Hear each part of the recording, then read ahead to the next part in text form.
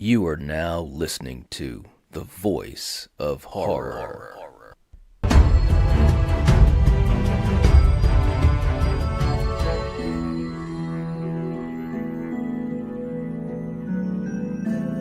Lock your doors, bolt your windows, and turn off the lights. Make sure the kids are safe at home, cause you're headed to the Nightwatch Zone. Nightwatch Zone.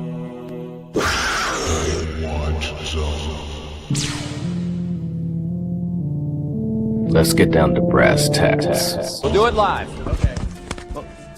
We'll do it live. Fuck it. Do it live. I'll write it and we'll do it live. It's showtime!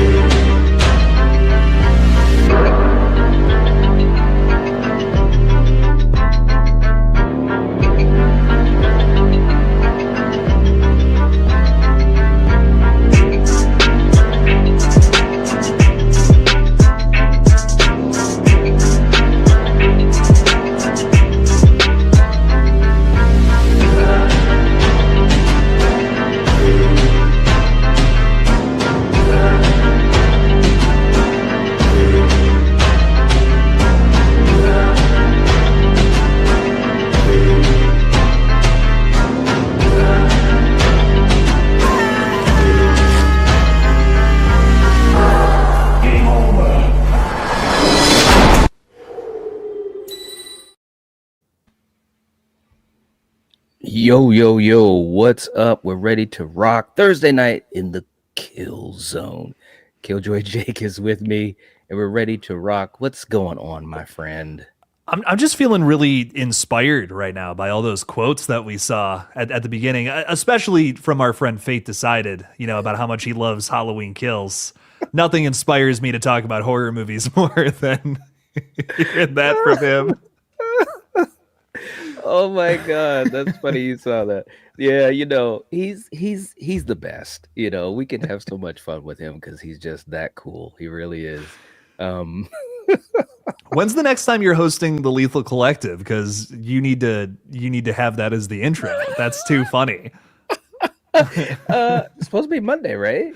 Is it? Yeah. Oh, I didn't know if you were next or not. I wasn't 100%. Yeah, because we were just on yours, right? Yes. Yeah. Yeah. So it's me. Yeah. Oh, hell yeah. I should do that just to see what he's saying. Just be like, okay, we're going to do the intro, guys, and then play that one. And then he'll just be like, oh, what? None of you say anything in the chat. Shh. It's our little secret. Right. It's the ultimate, guess what, fate? No, I love him. You know that. We love him. So tonight, guys, we're just ready to hang out, and we're talking some Scream 7 stuff, of course. Theories, throw them out in the chat. We'll try to get to as many as we can. Obviously, super chats will go to the head of the line. And more importantly, Jake, something that was on my mind was talking about, will Scream be able to learn from Halloween? Learn from the mistakes, learn from the successful things that they were able to do. I know we've already had 5 and 6, but with 7 coming very soon, 8 already being greenlit, and you would assume, and I could be wrong, but you assume that maybe there would be a 9th one to have that 3-movie arc. But either way, I think there's some things that we can learn from what Gordon Green did with that trilogy. So I wanted to talk to you about that as well. Real quick in the chat, thank you guys for being here. We appreciate you so much. We see all of you guys. We got Erica, Lindsay, and William, Kelly. We got Val in the house. We've got Sarah's in the house. May's in the house. All of you guys, thank you so much. And I also wanted to say, and I just made this decision right now, Jake. We talked about this earlier. I just wanted to say, and we have a lot of folks from different communities, different horror communities, and we're all connected in one way or the other. And I just wanted to say, I feel as though all of us, we lean on each other. We're inspired by each other. I mean, hell, I've been so inspired by Jake, the different things that he's been able to do, and what he's accomplished, the way he handles himself, his integrity, his fun, the way he does things. And I really appreciate him as well as others. But I want to also say, I think that we should all understand that there's a level of professional courtesy as well. And especially when we talk about folks that start something and make it something popular or something fun, and it's easy to kind of sometimes forget that, but I just feel as though we should always be kind of aware of that, especially if you know about it. There are folks, including Jake, including myself, and so many of us on YouTube that have spent a long time working, for whatever success we get, whatever that means. It could mean you have a couple people watching you. It could mean that you're like our friends, Zach Cherry or Podcast Now or Lee from Drum Dumps, having hundreds of folks watching you. So I just wanted to put that out there in the community, because I know that a lot of content creators, I'm close to a lot of content creators. I watch a lot of content creators, and I know you do as well, Jake. And I know they watch us, but we want to be respectful. I just want to put that out there. How they say sometimes you put certain energy out there and you hope that it can really be absorbed by people in a positive way. So I just wanted to put that out there, guys. Yeah, I think it's I think it's important that we all just respect each other. We're all kind of I know we're all talking about the same stuff. There's nothing wrong with that. We're all fans. No one's claiming a franchise or something like that. That's crazy. But I do feel like we have to find our own unique personalities through this and put off our own vibe. And there's nothing wrong with that. So I think that's the level of respect, is when you're just ripping that away from somebody else. We gotta find our own path, our own unique things to say and do. Let's make sure we're all doing that. That's all. Hell yeah. Well said, man. I couldn't have said any better. So Jake, let's start this thing off, man. When you think of these two franchises, they're so interconnected. I mean, like, for real. We've seen each franchise be featured in the other. We've seen Halloween H2O literally have like Scream-esque vibes all throughout it. And I'm not just talking about the music. I'm even talking about how Michael attacked, in certain scenes. You guys know what I'm talking about. So with these franchises so interconnected, first of all, what are some of the similarities that interest you, that you like to talk about? And what are some of the things, especially with Scream 7, that you're kind of seeing that they're paralleling from Halloween? Well, I mean, going all the way back to the original, obviously Scream has always kind of had like this counterbalance with that franchise, like kind of saying like, well, Laurie did this, so we're gonna have our final girl like kind of. It's almost in a way saying, hey, our final girl is better because she did this and was still able to overcome in a way. Mm-hmm. They lay out the rules, they break them, and then they find a way to push past them. I think that's kind of what Scream has always done since the original, and now we're seeing that again here in the Scream 7 trailer. But with a new era of both franchises. We have Scream having this resurrection while Halloween has also gone through the same thing. But it's already kind of come and passed. So a lot of people have varying opinions on it. We've had a few years now to stew on it and kind of think about like where that trilogy ultimately went. And there's so many elements to this new Scream movie that are kind of just hitting on that David Gordon Green trilogy. I mean, where the house is burning down at the beginning. I mean, that's just like it looks just like Halloween Kills. It looks exactly the same. And because it's Scream, we know that's going to be meta references to that franchise. We know it's going to be building off of what David Gordon Green set up. That's one thing, but there's a ton of other stuff that I'm sure we're going to dive into tonight. So what do I think this is all? What's the purpose of all of this? I feel like, yes, a little bit of meta commentary, but also Scream always finds a new way, a new direction to go with it. Just like Sidney Prescott in the original. She's not the exact same character as Laurie Strode. So I wouldn't expect the exact same results of that trilogy, but rather a commentary on it. You know what I mean? In its own unique, screamy way. But I guess the question now is, what is it that Scream dislikes about that trilogy that they want to kind of find a way to one up in a sense? That sounds malicious, but it's really not. It's very friendly commentary. I've never taken anything in the Scream universe as like, oh, horror movies suck. I don't look at it that way. But I am wondering what that thing is, because there's a few things I can think of from especially kills and ends that I would want to critique. Yeah, I mean, I think that there are so many through lines, like you said, the burning house. We have this idea of a mother and a daughter, and kind of, and we, of course, with Scream 7, we don't know all of the ins and outs of their relationship. That's something that I'm very curious and interested to see how it plays out. But we did see that in the trilogy, in the Halloween trilogy, and we got kind of two versions of it, because we had, Laurie and Karen, but we also had Karen and Allison. And of course, we had Laurie and Allison. So, Halloween was they were kind of smart to have that, that trio, so we could see the different relationships between these three different generations of the Strode women.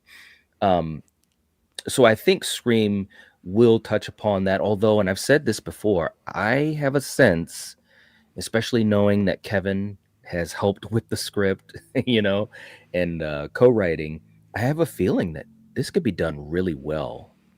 I really do. I think that, don't get me wrong, as much as I enjoy, especially the first two films in the trilogy, I think that Neve can really have some wonderful moments in this film with her daughter, and vice versa.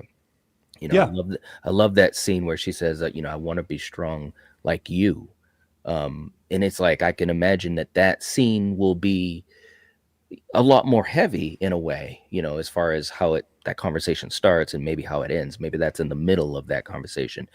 But I think that's a great thing, because you have to have heart in a story to really like lift it above the fray. Some of these horror movies that we see, we have no idea who the hell these characters are. We don't know what they want. All they are is just cannon fodder, literally. And that's fine. There's a time and a place for that. But I think what makes Scream such a legacy franchise is that it is a lot more complex, and it does a lot more in general. So anyways, I'm really curious to see that interaction with the mother and daughter. I also, and you kind of touched upon it, I also want to see if Scream can do better, if this is a trilogy, or even if it was just these two for right now. I think that from 2018 to Kills, although I love Kills, there definitely was a dip. And it was more about, I think, consistency in Kills. the story wasn't as polished. Part of that could be because it was really Michael's movie. It was Michael and Haddonfield's movie. So I'm assuming that Scream 8 will do a better job following 7.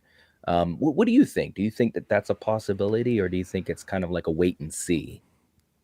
I'm not, it's one of those things where it's tough for me to see a bigger Scream story. I think that is a tough thing to, kind of interpret unless we know we know a little more about it from the trailer. So like I have a better idea. I do think if they are trying to set up a trilogy though, I think it would make sense if they were hitting on, like kind of themes from David Gordon Green's Halloween, and we're going to carry those throughout like a new Sydney focused thing. Because I mean, like that's literally what they just did with Laurie Strode, right? And right. I think many, including myself, would argue that I just don't think they handled a consistent storyline with Laurie Strode very well. It doesn't feel like a complete arc where cause goes to effect in a way that feels natural. Like we see Laurie Strode in a very dark place when we first meet her. It's been 40 years since she was traumatized, and she's still stuck in that defensive, like I Michael could be after me at any point. I have to defend my kids. I have to defend myself. All that. Yeah. And then her kid dies at the hand of Michael Myers. And then what happens? She's magically better, and Halloween ends, and she's just like, everything's great now. Carving pumpkins and baking pies. Yeah, nothing in between from kills to ends changed for that character. It only got worse. So I don't see that cause and effect does not work for me at all. And I feel like that to me could be that thing. That could be the thing how we're going to switch it up for Sidney Prescott. She's going to do it better. Just like in my humble opinion, how I think Sidney did back in the original film, I think that's going to be the goal of this one. That's going to give us a good reason to be following this character again, it's another big thing just about Scream in general outside of the Halloween comparison conversation. It's just, why are we following Sidney again? Could it be to make a big point about David Gordon Green's Halloween trilogy and how they kind of dropped the ball on Laurie Strode's character arc? Yeah, no, they did worse than dropping the ball. They threw that ball in the freaking toilet because, ends, as much as they tried to do something really interesting. And I think I see what they were going for. I just don't think that they were able to execute it well. The time jump, that could have been handled better.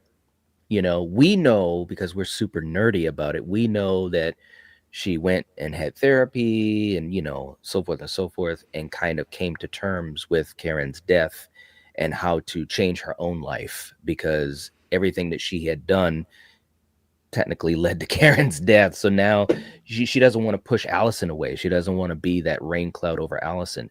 Well, yeah, but the film could have executed that better. It could have shown that better. It could have had us be more on understanding Laurie. And for the people that aren't big followers of it, they wouldn't have been scratching their head so damn much. Like, what happened?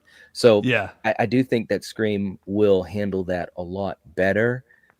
It should. If it doesn't, I'd be so shocked, because again, I think you can learn from other movies, and especially other long-standing franchises.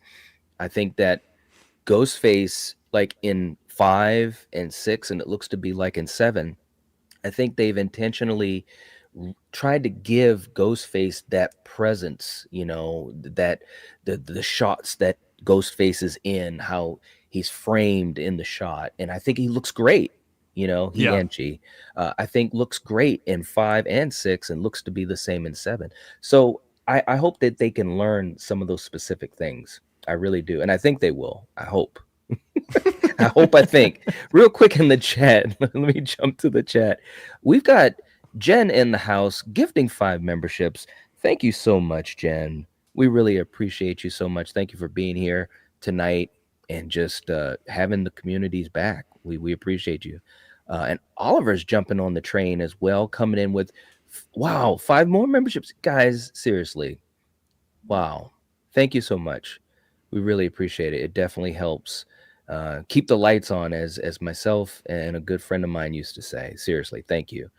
Oh my God, look at this. Fate's in the chat. Oh, he would be, wouldn't he? He said that's blasphemy. His ears were burning. He knew. He just he heard us trying to keep secrets, and he's like, Here he is.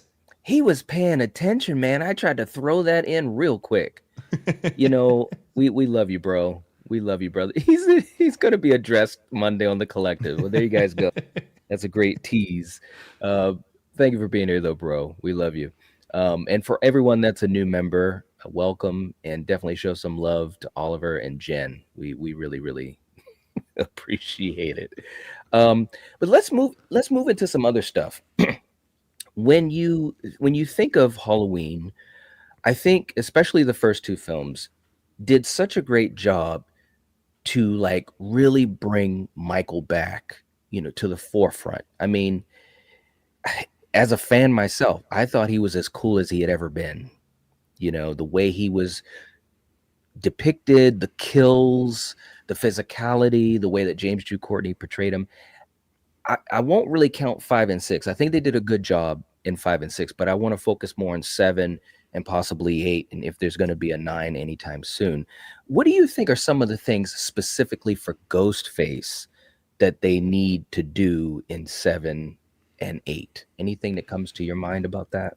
Well, I think if they're doing like the cliffhanger, like 2-part story kind of thing, because we're hearing more and more about. I think Daniel Rickman just made a post about how 8 is going into production right when 7 comes out, and it's gonna probably be released within a year of Scream 7. That's what the new rumor is. Yeah. If that's the case, this is going to be a back-to-back. It could just be like a duology thing. Like it's like, here's this twofer Sydney story, a 2-part.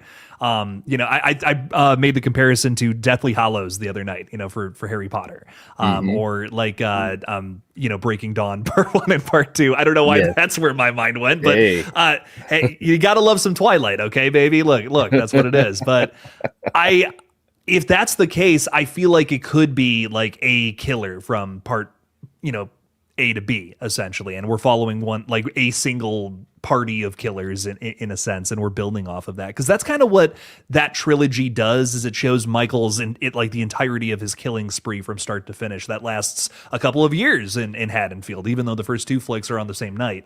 It goes, where ultimately where it goes with ends. I think that's kind of the big thing about like that whole trilogy, is it's kind of like 2 parts if you look at it that way. It's kind of like, here's Halloween night 2018, and then what happens and ends is sort of like a cadence, a way to close it out in a really weird thematic way that works for some and maybe not so much for others. I feel like that's kind of what we're getting ourselves into. This is the Halloween 2018 kills movie. Thank you. This is the one that's going to hit on the 2018 and kills conversation. The next one is where we're getting into the Halloween ends, Stu's living in the sewer kind of vibe and eating rats. Come on, man. Look, one more thing. And I'll get off my soapbox. If Stu comes back, I just want him to bite into a goddamn rat. Okay, I'm bringing this.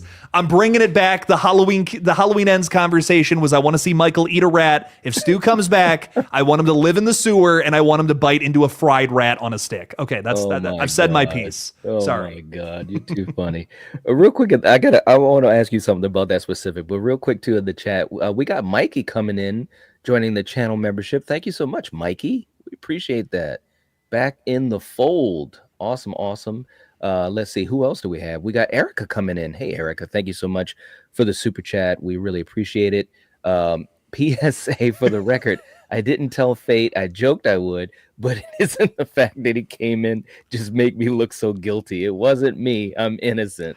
Those who smelt it dealt it. That's all I'm saying. Snitches get stitches. Snitches get stitches. We love you, Erica. Oh my God, that was great. Woo. So look, if 8 is the ends, okay, let's just kind of put it out there like that. What do you think? I mean, I know we don't know the full story, but how crazy do you think it could get? I mean, because obviously with ends, woo, they really went there. I mean, I remember being in the theater, and once we got about, I don't know, maybe 15 minutes in, the opening was fantastic. The little kid and everything. I was like, wow, okay, let's go. And then, I was like, okay, this is where we're going with it. I understand what they were trying to do. I just don't think it panned out the way they wanted to. or the way a lot of us wanted to. But how crazy could Scream get if it was to be a Halloween Ends-esque type of film?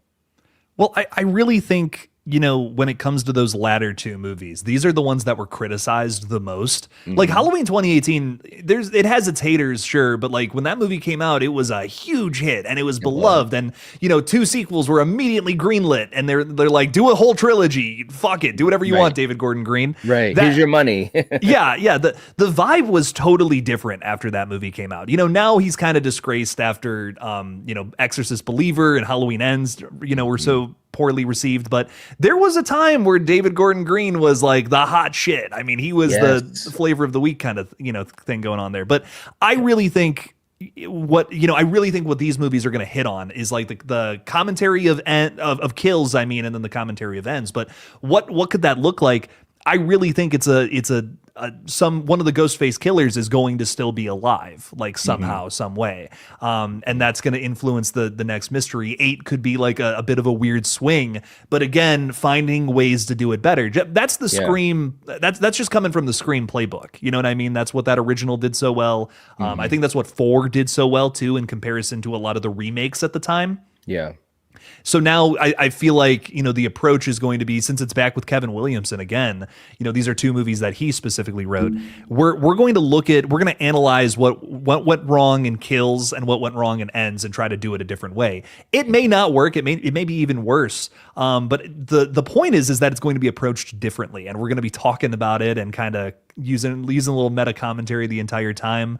That's always the thing that gets me so intrigued with a good Scream movie, is like, what are they going to say about what's going on in the space right now? Because we already know AI is going to be a big thing with this movie too. Like, that's a big talking point in the film world. So like, I don't even think Halloween's going to be the biggest focus. That's just going to be like how your layout and structure is. But then we're building on top of all these other, essentially buzzwords, but that's what Scream does. That Scream is about the modern day, what's going on right now. We're gonna comment on that and have a ton of fun doing it. Yeah. No, I definitely can vibe out with that, no doubt. Here's the thing to me. Yeah. What if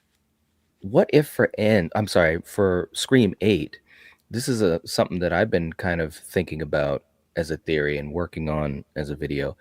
What if 8, if we assume that it's a follow-up to 7, maybe a cliffhanger of sorts. What if Scream 8 has the killer that has survived? Of course, a lot of us think it might be Stu or what have you. What if 8, or a big portion of 8, kind of looks at things from the perspective of the killer?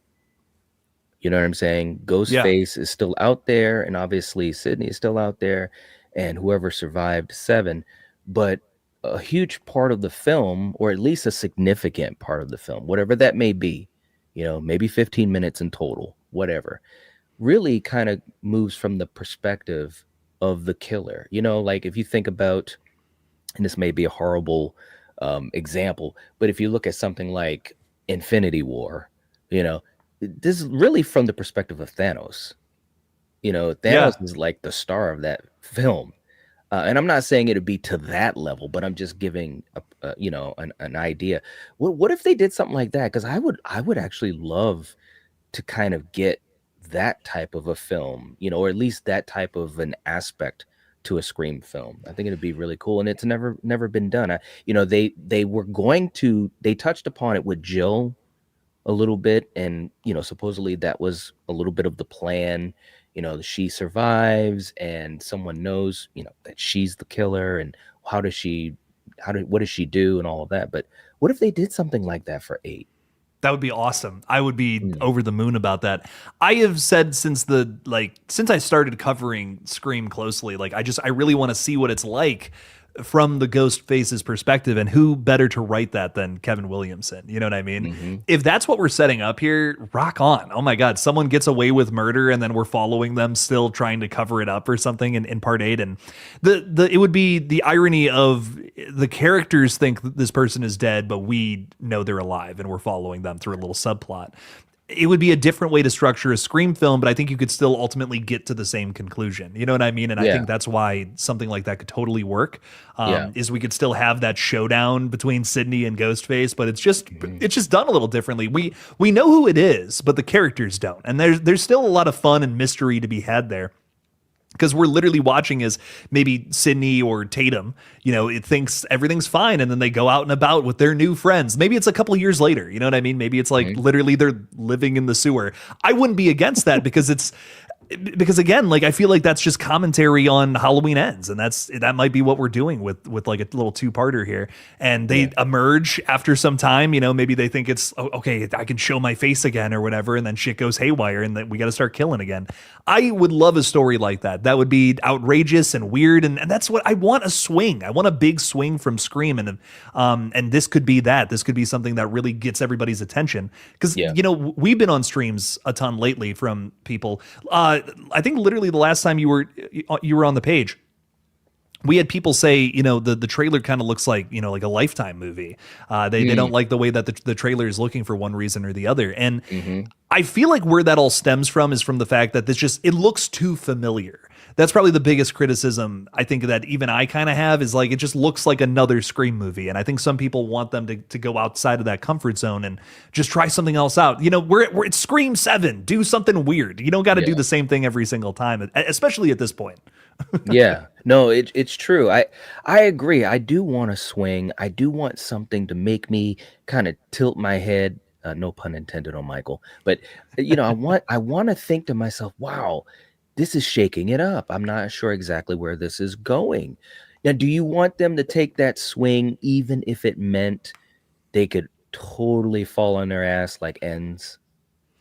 I mean, I'll say, okay. I've said this many times about Halloween Ends. I don't think it worked for me, but I'm glad they did it. I'm glad that they made that movie because I think that it does work for some people, and it is a new way to look at Michael. Yeah. I don't think honestly, I feel the same way about Curse of Michael Myers. Like, I don't need that movie, but I'm glad it exists. Like it's it's a new way to look at that character.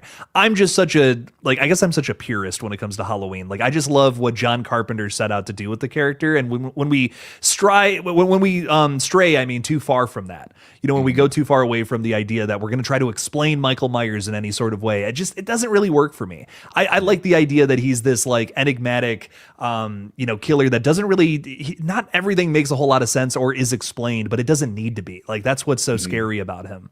And it's kind of in a way, I feel like that's what went wrong with Ends, but we've talked about that a million times. With Scream 7 or Scream 8, you can reinvent Ghostface. That's the point. The point of Ghostface is to be reinvented with every single film. This is just another way of doing that. Good point. Real quick too in the chat, I want to catch up with these guys because they are working super hard. We've got Perry in the house. What's up, Perry? Good to have you here. Hope you're enjoying the conversation and having the question saying, do you think modern media ruins the newer Scream movies with spoilers? Ooh, that is a fantastic question. Jake, what do you think on that? It's a great question. What I'll say is that I think that Scream 2 leaked. You know what I mean? Even that leaked online. Since basically the dawn of this franchise, there's been leaks, except for the first one because no one knew what it was. Right? No one cared. No one cared then. I don't know. It is a tough thing to say because I do feel like we have a lot of the movie figured out. I'll be honest. There's things I'm not talking about. I won't talk about on stream that I know about the movie now, and I would never reveal these things. And it sucks that some guy from Ohio knows that, outside of the people who worked on it. So yeah, I mean, I can't disagree with that. But at the same time, the entire ending leaked for Scream 2 back in the late 90s. So is it modern media, or is it just the fact that the fans want to know and they're going to do anything they can to get their hands on that information? Yeah, I hear you on that. It's really, really, it's an interesting conversation. And Perry, I do think that the whole idea of spoilers and stuff like that, I think it's unfortunate. I mean, we even have some groups where that's their main goal is to try to spoil the film, and I think that's too bad. I really do. I think there are some folks that love spoilers. and there are some people that don't care either way. Most content creators that I'm close with, including the two of us, if we knew a spoiler, we wouldn't share it, and even if we see a new movie and we're talking about it, we try to be non-spoilery just to kind of respect everyone in general. But I don't think it's necessarily ruining the new Scream films. Look at Scream 6. I mean, still the box office, so successful, breaking records. I have a feeling that 7 will follow in that path. I think it's going to do very well, and especially if certain things happen, and if it's good and the word of mouth is good, that could happen with 8 as well. So I don't think it's ruining the Scream films. I think for a lot of us that are really a big part of that fandom online, I think for some of us it kind of can be a bummer, but that's also the risk everyone takes. If you're online at a certain point when that film comes out, you should know, like, I'm putting myself out there, and there's a chance I could see a thumbnail, I could see a comment, I could see this or that that's going to give away something that I may not want to know. So great question. Yeah. And there's already so much out, like, not even, I'll tell you this, I don't know who the killer or killers are. I have no idea about that, but like, there's things that we've talked about that are rumors that are like likely true based on, some other stuff we've seen in the trailer. It's like, oh man, well now I know this, now I know that. And some people might even consider just watching a trailer a spoiler. So it's not, you never really know what you're getting yourself into, I think. Hell yeah. Yeah. I mean, don't get me wrong. Well, let me ask you this. If you weren't a YouTuber, would you watch trailers like you do before a film? Like, let's just say for Scream 7. No, I wouldn't watch trailers at all. Like, I'm just going to be honest. I knowing what I know now, I would, if I wanted to really be surprised and be, have I don't know about that, but if I really wanted to fully enjoy something, I would not do, like, if it wasn't my job, I wouldn't do what I do as closely as I do, I should say. I would still talk about movies, but I just wouldn't, I don't know, if I didn't have to watch the trailers for these things, I probably wouldn't. I agree. My buddy Evan from Rockland Graves and I have this conversation all the time, and he like purposefully avoids trailers for movies he's excited for because he doesn't want to see anything. He just wants to be shocked by it the first time he comes around to it. And I won't go on too much of a rant, but the first time I saw Hereditary, the only thing I saw for it was a little like TV spot, like I swear to God, I was on Snapchat, and I saw like a little, like, the only thing I saw from it was a body floating up into a treehouse, and I'm like, what is that?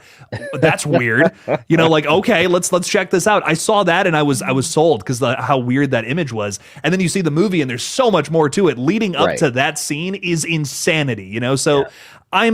That will forever be one of those best theater experiences ever for me because of how shocking and insane that film is. And I'm so glad I didn't know too much about it, Yeah. Had I known more about it, it might not have hit the same. And I imagine there's movies that spoilers heavily affect me, I guess is what I'm trying to say to sum this all up.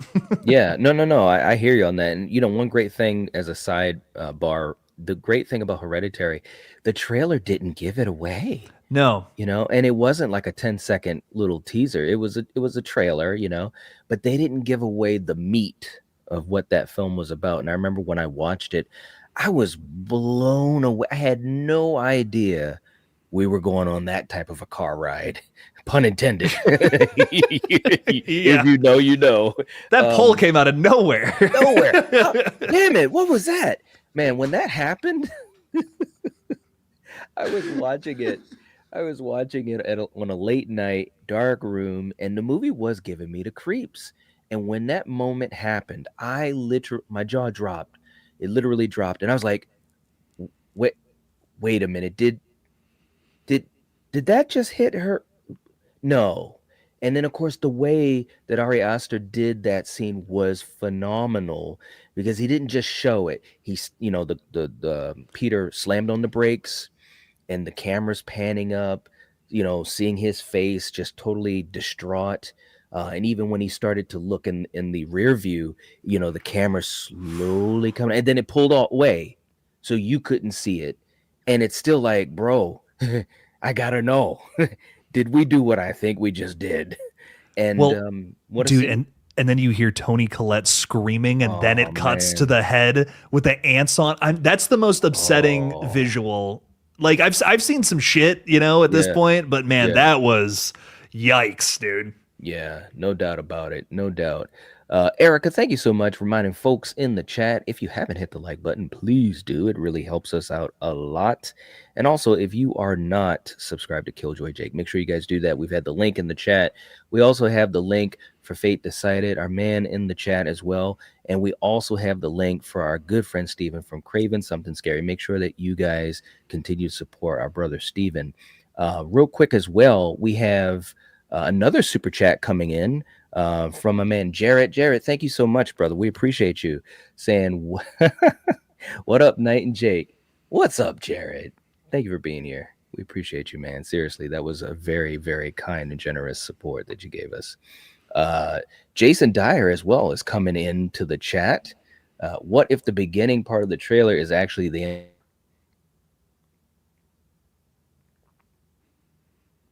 Oh no. Guys, we might have lost Night.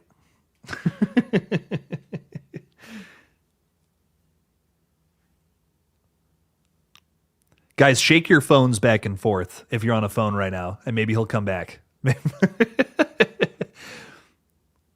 Oh, geez. I think, well, you know what, Jason, I'll read this for you. I got you, dog. Thank you for the 5. What if the beginning part of the trailer is actually the end of the movie? It's Stu walking away from the house saying it's gotta be fun.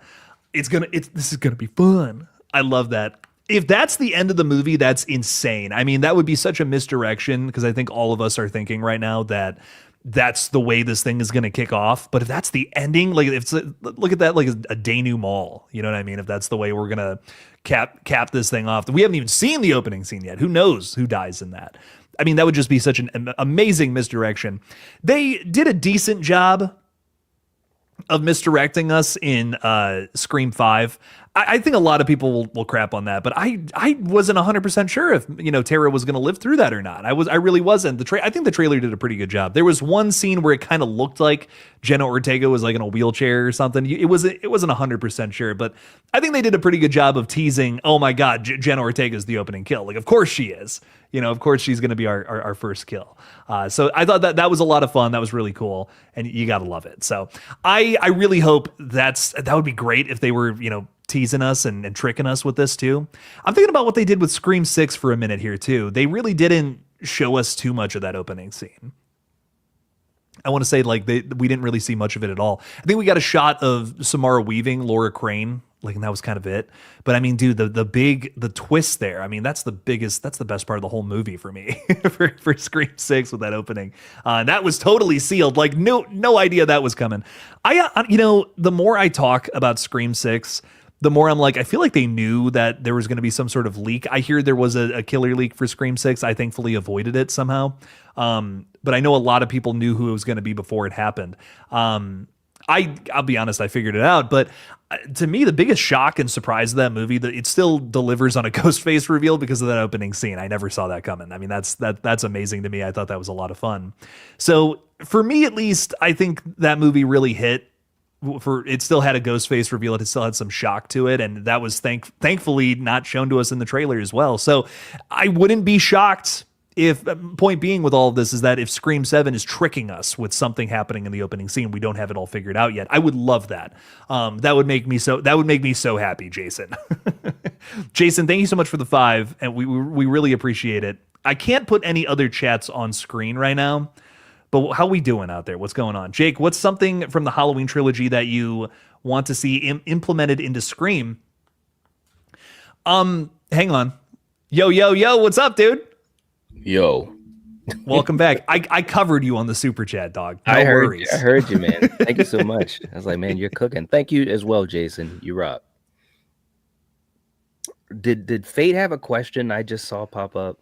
Fate asked, what from the Halloween trilogy do we want to see implemented into Scream or Scream 7? Ooh. That's a good question. I just want Ghostface to be scary and badass. I think, like I said earlier, I think that's one thing that I loved about Kills. They really keyed in on Michael. You know, that was his movie. I mean, I don't expect him to focus on Ghostface like that, you know, because we're going to spend a lot of time with Sydney and the characters and learn these new characters. But I do want those scenes with Ghostface to be like, it'd be so cool if those scenes were like things we've never had Ghostface do, you know, as far as the physicality and the presence. Maybe even some more Roger, you know, Yeah. that would be cool too, to get a little bit more Roger. Just something that really just slams Ghostface home to be so cool. You know, I was talking a lot about Lori a second ago, but I also feel like Andy Matichak is Allison. Like her arc kind of goes off into nowhere at a certain point where I'm just wondering like what happened with that. I also hope that they kill it with Tatum's whole story arc. She's filling some very big shoes. It's kind of a big worry I have about this. I mean, we've literally done this kind of character twice. This is number 3. You know, this is like our third iteration of like the character we're passing the torch to. If it was Jill, then Sam, now Tatum. So I really hope she finds some unique footing, you know, like has a unique voice in this role that again has been kind of done to death already in the franchise. We are beating a dead horse at this point, I feel. So where else can we take that? Like, can we use it to comment on the character of Andy Matichak, like Allison's character, I mean, played by Andy Matichak? I love saying that name, Andy Matichak. Excellent cool name. Like just 10 out of 10 name. But I think Allison starts in a great place, but where she turns into dumb love interest by part 3. It's just like, what? I was so irritated by that. Hated that. I really hope that we can do something better with Tatum Evans. You know, maybe we use that as commentary. I don't know. I'm here for it though. Whatever we can do. I am too. And the thing about Allison, it just felt like, again, it was too much of a hard left. She was such a smart character in 2018. I really appreciated that, but different, you know, than Lori or any other final girl. Like she had her own vibe and style, which I thought was great. In Kills, she was, you know, becoming badass and wanted to lead the charge and stuff like that. And I was fine with that. That's fine. It at least felt like it tracked. But then in Ends, she's resentful of Lori. There's pieces of that I understand, of course, because you've lost your parents. So you have to blame someone. But at the same time, this isn't like an average thing. This is fucking Michael Myers that obliterated shit. And your grandmother, you'd always been close to her for years. And she was the one that was always saying, this is going to happen. This is going to happen. So I didn't really like that angle. And the love story angle didn't feel like it was too organic either. So I hope they stay away from that type of pitfall with Tatum. I really do. That, you know, that would suck if we see something that just doesn't track. I don't think we will, though. I think I just think that writing a character, I think that they're better suited for it. And plus that's more of a focus in a Scream film versus a Halloween film. Yeah. You know? So 100%. His character, like I'll be honest, I have criticisms of some of Kevin's writing, but his characters, I feel like he almost always knocks out. Like that's a very big strength in his department. Yeah, no doubt. And that was a good question, Faith. Thank you, man. Jason also coming back in said, Jake's video game channel rocks. There you go. Hell yeah. Jake, how about, you know, real quick, you know, we like to do this every once in a while, but like what's popping on the video game channel? Like anything that is big that you want to share about it, or maybe something to tease that's coming up, or just anything that you want to share about it? Well, we just got fully monetized, and I just want to thank you guys so much for that again. Really means a lot. We're about to play the Terrifier game when it comes out later on this month, and I'm definitely excited to get into that. So if you want to see us play some more horror games, which I know we've been goofing off and playing like a bunch of like just weird little indie games lately. But if you want to see us play something a little more franchise oriented, we're getting into the Terrifier game here soon. We're going to play the Halloween game when it comes out next year. So we're definitely going to have some more horror games on the channel very soon here. But I also just real quick want to say Erica purchased a game and gifted it to me on Steam. So we're playing that right now, and it's called Baby Steps. It is a very bizarre game where you play as a 35-year-old man who he lives in his parents' basement essentially, and he gets transported into another world and must survive. And we just it's outrageous. We just started it this evening earlier right before this stream, and it's a very weird, funny game. So if you want to have a laugh, If you like, joking around with us on the main channel, you're gonna this channel is just for jokes and silliness. So stop on by. It's a fun channel. Absolutely, man. And let me just say, because I also want to get to another aspect of your YouTube creating, bro. Sometimes I don't know how you do it. And I've said that about Fate as well. I mean, you guys, it's just absolutely banana pancakes. The level of commitment and the spectrum to which you're spreading yourself, man. Like, I don't know how you do it, man. But as always, and I've said it many times, my hat's off to you. It's crazy. It really is. Well, thank you so much, man. That really means a lot. Yeah, no doubt. I really do mean it. And also, I want to give a thanks out in the chat because we also have the link for your films as well, which I want to touch upon your latest one real quick. And I know you weren't prepared for this. It's like, but like we're vibing, like you said. We're vibing, baby. Erica, thank you for putting the link in there. Go follow the production page, Human Egg Productions. The newest film, Brahmin Synthetic. Yeah. Bro. And I already told you this, but just to talk about it live, that was killer. And I don't know how, I know because you told me, but just to speak about it live, I don't know how you guys were able to put that together in less than 48 hours. It looks good. It's a great story. It tracks. Like, I was watching them like, yep. Oh, wow. And a good shout out to our good friend Eric, the Bearded Entertainment, and everybody that was a part of the crew. Do you I don't know, man, like, how do you feel when you look at your work or you hear someone say, hey man, I loved your film? I'm just wondering how you look at it as a creator. I'm so critical of it. I see all the flaws. Yeah. You know what I mean? I see all the things that we had to cut or couldn't do. Mm-hmm. So I guess it's tough for me to see all that, knowing going through the whole journey. Mm-hmm. There was for instance with Brahmin Synthetic, there was a whole subplot we had to cut out because it was too long. It was literally killing my darling. It was something that I thought was really cool. Eric came up with it. And I think we executed it really. It was this subplot about a relationship he had with one of the cult members in the thing. And it was sick, and we couldn't fit it. It was too long. We had to cut it out. And I was just like, oh, I was bumming. We got to editing it Sunday, like hours before we had to turn it in, and I'm editing this, and I'm sitting next to Eric, and I'm like, we have to cut it, dude. Like, there's no way we're gonna fit that. You had to keep it into a box of less than 7 minutes, and then with credit, you can have credits after that, but it had to be like 7 minutes or less, and I think it's like 7 minutes and 1 second is the short. So like, it's literally like, yeah, we were just like, we had to cut stuff. It was a longer submission for sure, but I'm proud of it. I'm very proud of it, but I can't help but see the flaws. Every project I do, I'm just like, we could have done better, is how I'm always looking at it.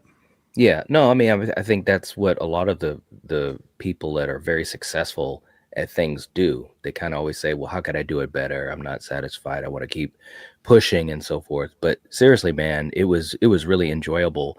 And as soon as I finished it, I was like, damn it, that was nice. Because I love those types of stories that, anthology type of stories, and like you said, a big inspiration of VHS, which of course you're a big fan of VHS. And as I'm watching it, I'm like, yeah, I can see those through lines. The performances were great. We were talking about Eric, and he was just creepy as all hell. I was like, wow, you guys killed it. Do you think that with the stuff that you cut out and I don't know if there's even a way or reason to do it, but you ever think about having a longer cut version of the film? Well, I will say this: so for those who don't know, it was for a 48-hour film project here in Cleveland, and we won. We actually, out of I think it was 24 submissions, we were awarded best film, and I'm so thankful for it. It was amazing. And I'm still just like, I'm really flabbergasted by it, because I remember when we were submitting it, I think we were all like, this was cool and we're proud of it, but I don't know, I don't know. There's things we don't like about it. So I'm glad it won, and I'm still just shocked and surprised by that. We are toying with the idea of turning it into something bigger. That's all I'll say. I don't want to confirm anything. I don't want to say, hey, we're doing this. I'm just, we're having, there's conversations being had about doing more with the concept, because I think it's a cool concept, and I think we could take it to a bigger place if we wanted to. That's awesome, man. Very, very cool. I'm curious about that, but I'll wait and see as well as everybody else. But that is awesome to hear, man. Seriously. And we got our man Fate, who's just he's just trolling the chat, man. You gotta love him, man. Oh gosh. I'm trying to make up for the betrayal. Yeah, I know. You know how it is, man. Real quick too, we got our man Nightfall celebrating 28 months as a channel member. Absolutely amazing. Thank you so much, brother. We appreciate you. Good evening. 28 months of love. Hello, family. Hope you're doing well. Thank you, man. We're doing great. We're just, look, as my good friend here says, we're just vibing, having some fun and enjoying all of you guys here as well. Sarah, thank you as well. She's putting 1,000 links in the chat along with Erica and everyone. Thank you for putting the Patreon in there. I don't talk about the Patreon enough, but definitely another way to support the channel if you'd like to. And we have exclusive stuff we do there. We got Michael from the Movie Bros, the Carbonite Jedi himself. What's going on, brother? Glad to see you. I hope you're doing well. It takes two to make Scream go right. It takes two to make the kills go right. What the hell? Oh my God. You're all right, man. Much love, Michael. Kelly's coming in with a super chat. Thank you so much, Kelly. Do we get a Roman flashback about plotting and or after Maureen's death? And isn't Evans Maureen's maiden name? Could that be a nod to honoring the OG? What do you think, Jake? I mean, let's get into Roman and maybe a couple of crazy ass Scream 7 theories. Yeah, I definitely feel like I would be disappointed if the only way these characters came back was just to give us their voices for like an AI thing. That's kind of like the big rumor going around right now. I really hope we get to see a Roman flashback. I hope we get to see like him physically on screen portraying this character again. Otherwise, why announce that? Why make that announcement? Hey, Roman's gonna be in the movie, guys, when it's just it's his voice from the new killers. If that's the case, I would be bummed if that's what we get. So I really hope it's a flashback showing exactly this, like what went down with Maureen's death. And could it be it's something we don't know? Like, it would have to be, if we're gonna go through all this effort to show us, the death, tell us something else happened there that we didn't know about, and that's only coming out now 30 years later for whatever reason. Yeah, no, I agree. I just think, and again, I could be wrong, but I just think if they were coming back, like Roman, well, I don't want to say anything else, but let's talk about Roman specifically, and it is just the voice, that would suck. I mean, I'm just, I don't like to be super negative, but I just think that would absolutely suck. And it would be like, why even announce it? There's no real reason to announce it. Just let us nerds figure it out. And obviously in the film, let's say if it's a scene obviously with Sydney and that happens, let her acknowledge it. You don't have to like put that out there and make people get all excited. We're going to go see the movie regardless. We would have seen this movie if none of these past characters were going to be in it. So I have a feeling it will be a flashback. And that makes the most sense. If I'm wrong, I'm going to be one irritated Scream fan. I think it should be a flashback. And I do agree with you. And I think we've talked about this. Well, I know we've talked about it either on the collective or each other's channels. I think there should be something that we don't know, something that changes our perspective of the past. And who knows, it might be something that is connected to the present story. Maybe it is something that connects to Sydney, or maybe something she thought she knew and it was wrong. I mean, that would be kind of cool.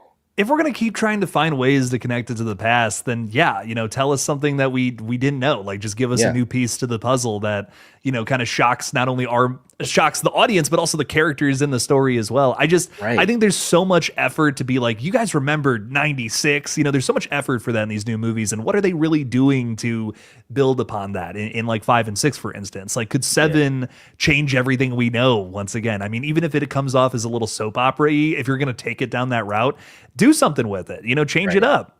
Right, right. I mean, that would be like one of the best reasons to do a flashback, and you win both ways because you get to do the flashback and bring back that character, but you get to inject something fresh into the current story, plus how we perceive the whole franchise. If we're Yeah. talking about Maureen, that goes all the way back to the beginning. So if it's something that is fundamentally changed or skewed or what have you, that's a domino effect of the whole freaking franchise. I mean, And knowing that Roman was setting up Billy and Stu, I mean, like, there could have been some weird foul play that night that we just don't know about. I mean, something as simple as I've pitched the idea of like Leslie Mocker could have seen them do it, or knew about Stu the entire time. And what does that say about that character? It's just it's a suggestion is all it is. But it's something like that could really have some crazy repercussions. And I think that's what I want, like, there's a mistake in Roman's plan. There was a mistake with something between Roman and Stu that comes back to bite Sydney in the ass 30 years later. That's what interests me with bringing these characters back. That could be a fun new direction. Yeah, and it would give a reason for them to come back. It would give a reason for the flashback. It also would add mystery to the current film and possibly the previous films. It might be something where it makes people like us and people in this live chat say, "Shit, man, I got to go and watch the back movies again." Right. And that's that's what I want. I don't want it to just be like, hey guys, Roman's on screen again. Right. That's just putting butts in seats, and that's boring. That's what every corporate franchise is doing these days. Give me a reason to go back and watch Scream 3 again. Give me a reason to go back and watch the original again. Yep. I absolutely agree. That would be a hell of a lot of fun. It really would, man. Real quick too, in the chat, do you guys are talking about Arby's? What the hell's going on, man? I'm just hungry now. I know. Don't get me hungry, man. RJ's here saying, I want to get Will Smith from Men in Black and get Halloween Ends neutral. It's stuck in my mind. Oh, that's too bad. Oh my gosh. If you figure out how to do that, Richard, take me with you. Like, just let's go together and we'll do it. We'll do it at the same time. Yeah. Let me ask you this. So if we talk and we've been all over the place, but let's think about 5 and then 6. When you look at what they did with 5 and 6, and then you look at what Halloween did with 2018 and Kills, how do you compare them? Like, who was able to do it more successfully? Oh, that's really tough because I think I have issues with Kills. I don't think it's a perfect movie. Halloween 2018, I think I definitely like better. But I did enjoy. I don't know. I kind of weirdly feel the same way about 5 and 6 and Halloween 2018 and Halloween Kills. I think they're very similarly flawed in the sense that they're jam packing their movies with a lot of stuff. Yeah. And I think when you do that, like, there's just going to be some stuff that works and some stuff that doesn't in a really general sense. But like Kills even more so than Halloween 2018. Like, there's more stuff in Kills than there was in 2018. And I kind of feel the same way about Scream 6 to Scream 5. Like, the relationship between those two films is very similar. Like, it's like we're just trying to add more and more and more, when I think if those films just slimmed down to the best things that they're doing, those movies would have been so much better for it. Yeah. No, agreed. The one difference, of course, is that as much as 6 wanted to expand, I think it almost fell under the weight of its own ambition, because again, with New York, there were a couple of moments, subway and, some shots outside the bodega running on the street. But man, I kept thinking to myself, I was hoping that we'd get a little bit more, maybe maybe that bodega scene framed a little bit differently. Maybe there was more of a chase down the street, or maybe through an alley. I know Samara was in an alley, but that was quick and that was right in the beginning. I just felt as though they weren't able to really cash in on that possibility. Now they did it as well as any other film, most notably Jason Takes Vancouver. All right, so I give them all the credit in the world, but I think those are the types of things that were leaving me a little lackluster. And of course the kills, let's kill some people. Halloween Kills, at least we killed a lot of people. We killed Karen. What are we doing here? And I cared about Karen in that movie, which was a big thing. Yeah. Similarly, though, I think Annika's death was kind of, and I know Fate's probably in the chat grimacing right now. I didn't want to see her die, and when she died, I felt kind of bad. I was like, oh man, that sucks. I will admit, though, I will admit Karen's death is way more emotional in Halloween Kills. I mean, I definitely there was just you simply spent more time with Karen in Halloween Kills than you did with like Annika. Annika, I think they did just enough for me to care about Annika. You know what I mean? Like they definitely could have done more. I think Fate has a point there, but I think they did just enough to give me a really solid like halfway through kill with Annika. I don't think it's meant to be the big emotional death scene. Like I think Gale is kind of like that whole scene is supposed to be that, but we don't. They try to have their cake and eat it too. I think every single problem I have with 6 comes down to that. There's a lot of like, well, we're not gonna do this, but we're gonna do this at the same time. And then it kind of contradicts. So I think that's kind of the big problem with 6. But I think here's my weird thing. I think that 5 and 6 are more I don't even know if I want to say that. I think 5 delivers on what I want from a typical Scream movie in the sense that here are some killers that have a good motive, and I think at least one of them is shocking. And like that's all I want from a good Scream reveal. 5 delivers that. And Halloween 2018, I think, delivers a pretty solid Michael Myers movie. You know what I mean? It's one of my favorite sequels, I think, without a doubt. Kills and Scream 6 both failed in some way, but they also swing for the fences and do some weird shit that works for me. Right. So I think that's kind of that's my weird thing. I just have very similar feelings about them. Which do I like better? I've definitely seen Screams 5 and 6 more than I have Halloween 2018 and Halloween Kills. So maybe that says something. Yeah, no, I mean, rewatchability is a huge thing, man. A lot of people, that's a thing. Like if they really dig a film, they'll rewatch the hell out of it, and I think that helps the whole fandom. I have my movies that I watch all the time, and those are the ones that are, they're always in a rotation and at the front of my mind. So rock on, man, rock on. Real quick too, in the chat, Jason is still doing a lot of work in there. Thank you so much, brother. Our chat deserves to know from you both. Does evil really die tonight?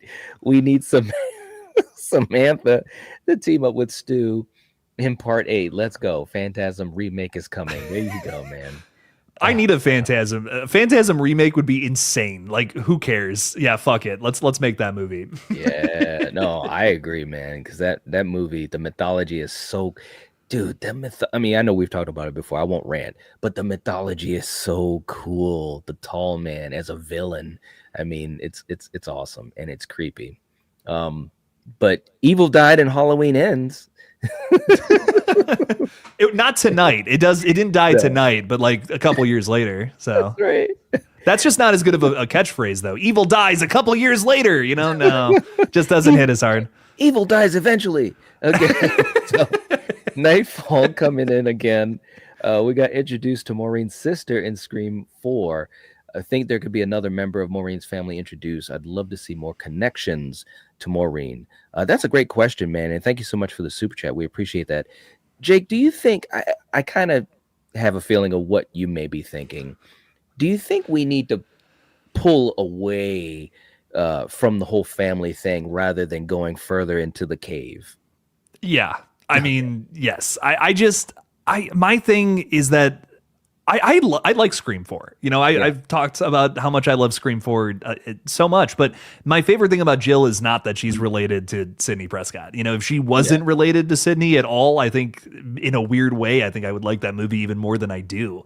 I don't think it's necessary. I think you could literally just write that she's somebody in Woodsboro who just happens to be close to Sidney. There's just, you could find a way to write that where she's not family. It's easy to say that she's family and that's how you immediately have that connection. Sure. But you could have written that another way. It didn't have to be the fact that it was someone immediately related to her.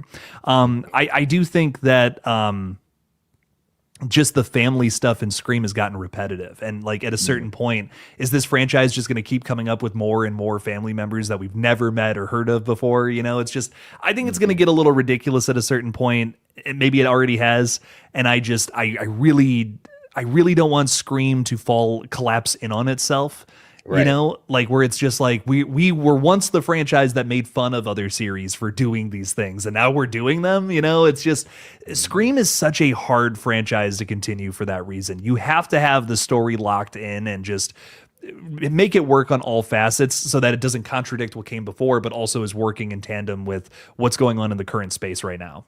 Hell yeah, man. Well said. And I agree with you 100%. I just think that there's so many more interesting things we could do and people that we could have in the Scream universe with better motivations as well. Because at this point, you're talking so many years ago that Maureen was killed and Sydney was attacked, and multiple times that Sydney's been attacked. And so all of a sudden, we're going to have, you know, a third cousin's brother's aunt come out and, yeah, well, you know, I mean, I just have we never heard of that person before, you know? Right. Now, you know, to fall back and play devil's advocate a little bit, you know, to kind of lean in what Nightfall is saying. I mean, and there's a lot of families that have a lot of different family members. Obviously, I have a huge family, so that aspect of it is realistic, but I think it should have been something that was, you know, featured earlier in the franchise.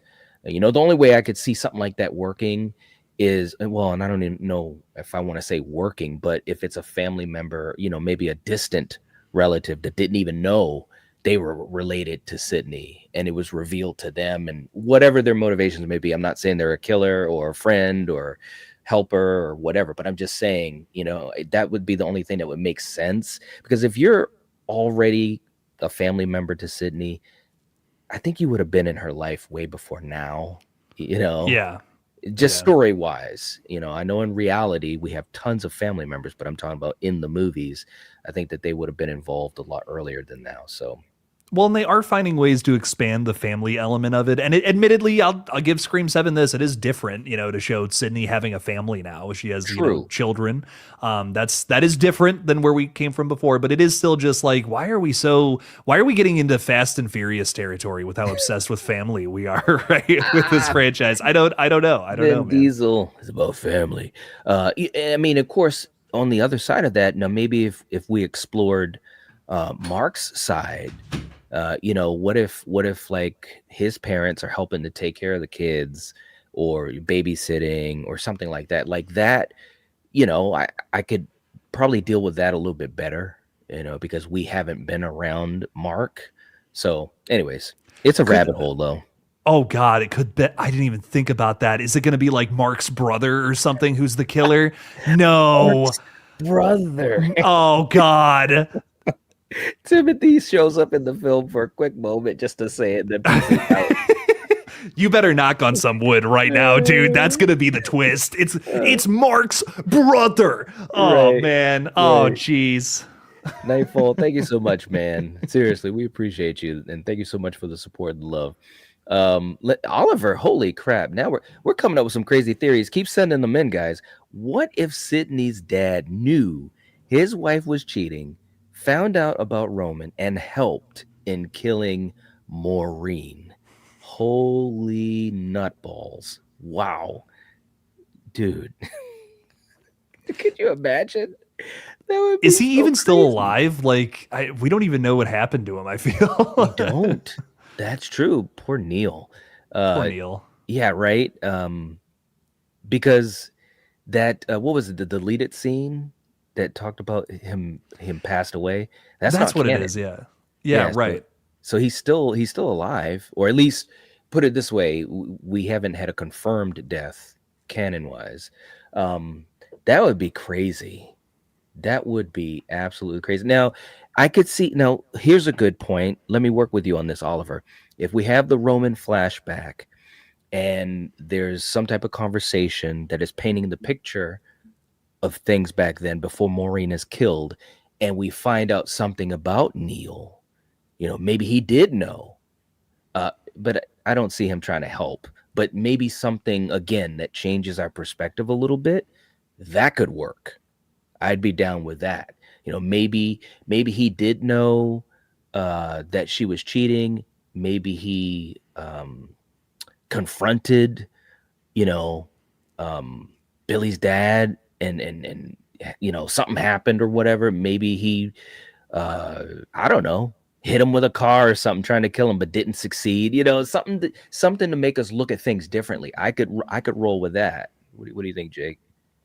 So then Billy and Stu didn't know. There's so many layers to that original now. So Billy and Stu didn't know that and kidnapped Neil, who in turn, like, Neil made all this happen, but they yet got kidnapped through all of, like that. There's a lot of insanity here. That would suck.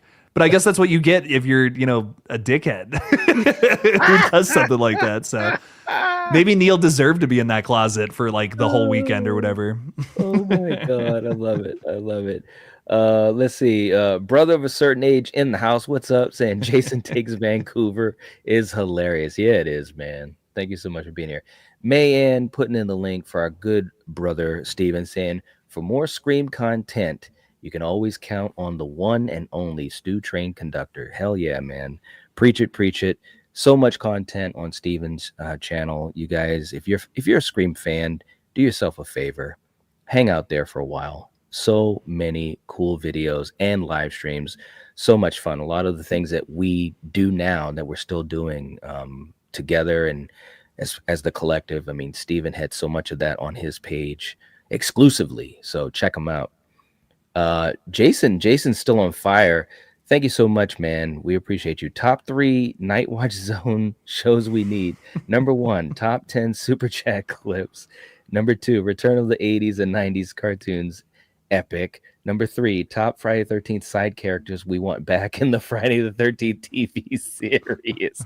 Hell yeah, man. That would be fun. Let me ask you this, just to kind of piggyback on Jason for a second.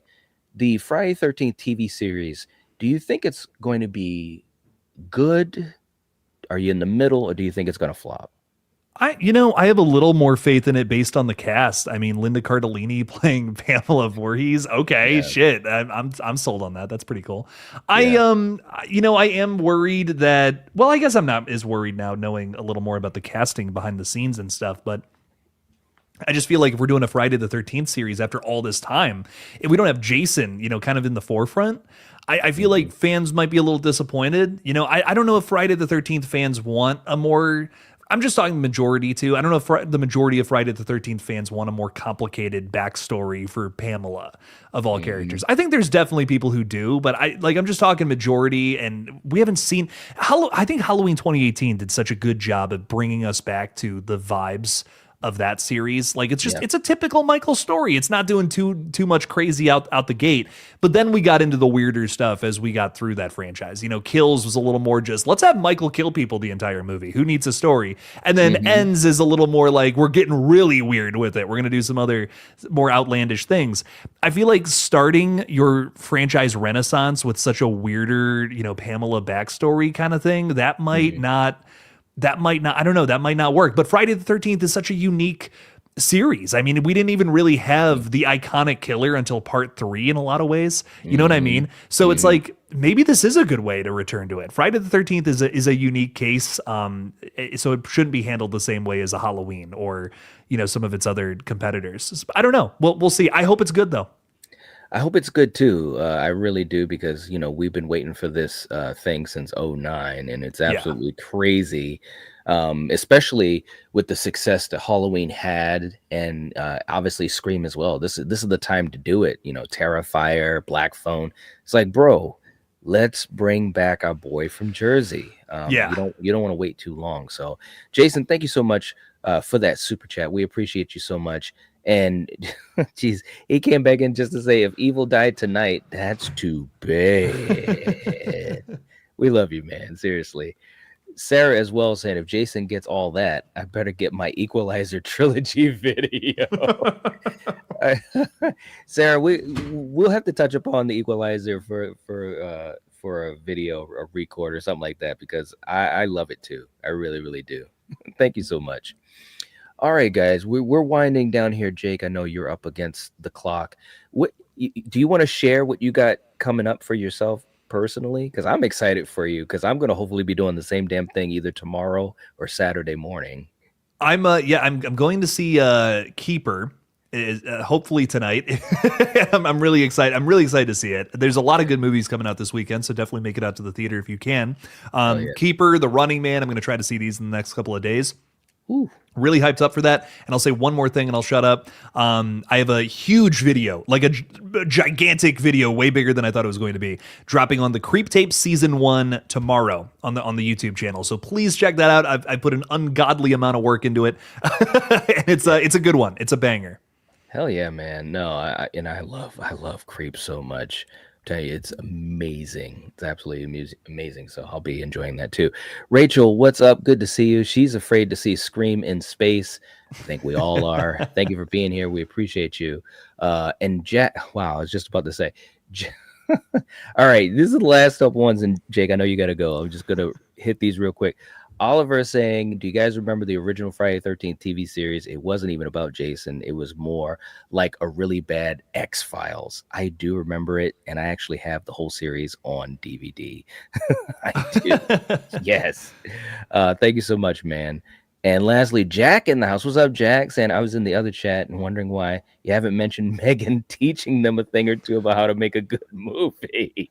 Oh, my God. He holds on tight to Megan. You got to love the consistency. Much appreciated, brother. Much love to you. All right, guys, we're going to wind down, and we appreciate you hanging out with us for another episode of The Kill Zone. Thursday night, next week, will be on Jake's channel. Make sure to check out what he drops tomorrow for the Creep Tapes. I'll be back at some point soon, and we got the collective on Monday. You guys know we're always working hard, or at least trying to, but we appreciate all the support that you guys show us. Damn, Fate. Poor oh, Fate. My God. We love you, bro. All right. So listen, guys, hit the like button. Make sure you subscribe to Jake. Make sure you subscribed here to the Nightwatch Zone. Fate decided, Craven something scary. We love you a lot, and we will catch you guys next time. If you're watching this, if you're listening to this, you are the Nightwatch. Peace.